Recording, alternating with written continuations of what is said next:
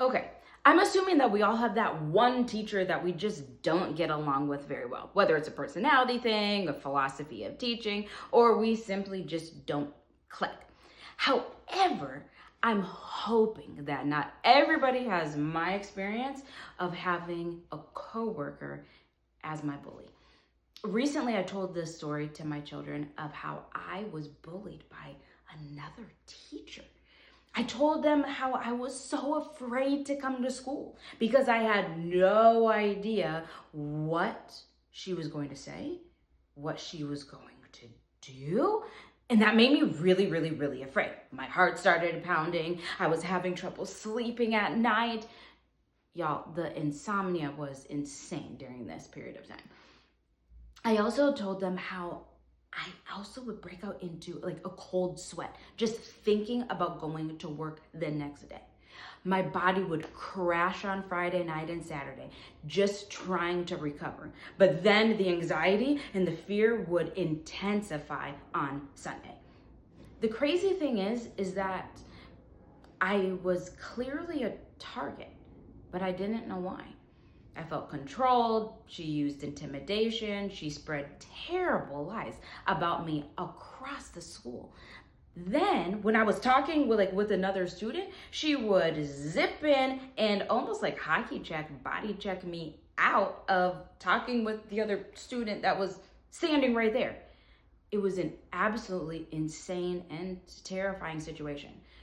When I spoke with her one-on-one about it, trying to see what had happened and also to establish respected boundaries with her, all of a sudden she was getting mad at me for not being able to read her mind, or she would manipulate my feelings or twist everything I would say and put it back on me. So then I would leave the meetings going, well, hold on a second, now I'm really confused, I don't know what's going on. So then I did the next thing, which, talking to admin.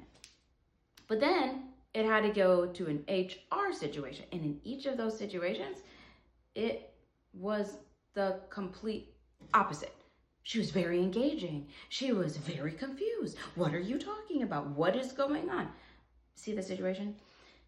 All of a sudden, I was being isolated and put into this loop of being shown as a liar, or being not understanding the full situation, or, well, I didn't mean it like that.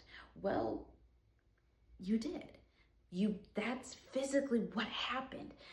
And this is how it's not only impacting my life, but this is how the result of how it's impacting the classroom and the other students as well. The interesting thing is that what happened when admin walked into the room, just in a surprise visit, she switched automatically. Very engaging, very nice, very asking me questions. And I was thinking, who are you? What is going on? When I had asked for help, but then they weren't able to see what happened. This is why I believe it's important to talk to children. This is why it's important to have big conversations with kids. Now, I didn't share all the details of my bullying story with my students, but I shared with them the highlights of how I was controlled, how I was intimidated, how it all came back to me of how I wasn't responding the right way, and how I felt afraid to go to work every day. Then I asked them, has that ever happened to you? Or more open-ended, more of, have you ever had that experience before? 3/4 of my class just crumbled. They were like, I can't believe that happened to you. What did you do next? Did you get help? Did somebody stop this happening to you? And we were able to talk through that because that's a very legitimate concern. And I was able to say, you know what? Honestly, it didn't. And so I had to make the choice to leave that school because it just kept getting worse and it wasn't safe for me. So now my students know that I talked with my bully one-on-one. I told them to stop and to respect my boundaries. I went and asked for help. Not once, not twice, not 3 times, but I kept asking for help until they could make at least a little change. but it didn't ultimately impact everything. So I literally had to leave. That's when I looked at the students who were being bullied. Some situations I knew about, and some situations they disclosed in the middle of the conversation. And I'm like, that's a big deal. I didn't know that that was happening to you. Where is that happening? How often does that happen? Who else knows about this situation? And then you hear the responses. Oh, I'm not allowed to talk about it. Well, I don't think anyone's going to believe me anyways. Well, I don't think it's going to stop. I don't know what to do. And that's the point when we as educators can come in and say, you know what? I'm really, really, really proud of you for being able to share this with me. And that you're able to trust me. Man, you were able to be very strong and brave all on your own. And now you don't have to be strong and brave anymore on your own. We can do it together. Thank you for letting me know. Now I know how to help you. Together we were able to identify the key, what's the word I'm looking for? Not strategies, the personalities of those that are bullying others. The control, the intimidation, the threats that happen. Why? Because they don't want to get in trouble. They like being in control. They like being in charge of you. They like dominating over you. Then we're able to talk about the body responses to those being, like as the victim. The internal responses, the maybe feeling very flushed and hot, maybe being very afraid, maybe be feeling rejected, maybe feeling as if you are overwhelmed and confused and angry and frustrated, all of those emotions, but then also like you can't concentrate, that it's very hard to hold information, that you're constantly looking around to make sure that you are safe.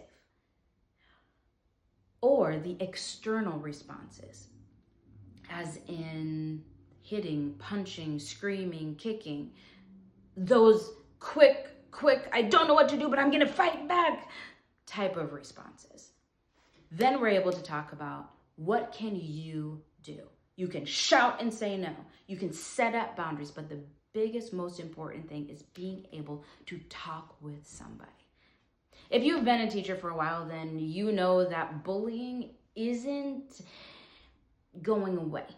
In my experience, I've been a teacher now for 13 years. I've kind of noticed that the physical aspect of bullying has been about the same. Like I probably have 1 or 2 students every year that have been physically bullied by a peer, classmate, a sibling, a neighbor, physically. Maybe even another adult. I guess that's more abuse. That physical piece of it. But then I've noticed a large increase over the past few years, I would say, of the verbal bullying and the cyberbullying. Bullies want to feel like they can hide behind a screen, but they're still doing the same concepts of control and intimidation and threats, on top of wanting to embarrass somebody else, to make them look bad. It might not be out loud in the classroom or on the playground, but they're going to do it while they're playing video games or on social media, even if, a school issue like iPad. Being vigilant is important in this day and age, but also is the importance of being able to talk with our kids. I also know that having big conversations with kids is very scary because you lose a little bit of control. And I personally, as a teacher, generally like to present a topic, somewhat know the direction that this topic is going to go, and know like, okay, this child's gonna respond this way, so then I can say this, and then this child's gonna say this, and be able to respond. That's just because you know your kids. But when you have big conversations with kids, especially about bullying, you don't know the direction that it's going to take. And that's where I come in. You can check out the link below to see my new resource all about bullying prevention and being able to have big conversations with kids about what to do when you are being bullied, what is bullying, but also to identify within yourself, wait a second, am I a bully? Am I trying to control or intimidate or threaten or harm somebody else? Have I done that in the past? Is it me? Or even as a teacher, to be able to have a small group of kids and say, hey, we're doing some bullying prevention, because you are a bully. And that's a hard conversation to have with kids too. One I've had to have several different times. But it's still very uncomfortable to have. But I value and appreciate so much how educators are able to give voice to children, and that you are able to allow children to be seen and heard and loved, and that how you are giving them the chance to be their best selves because you're allowing them to thrive.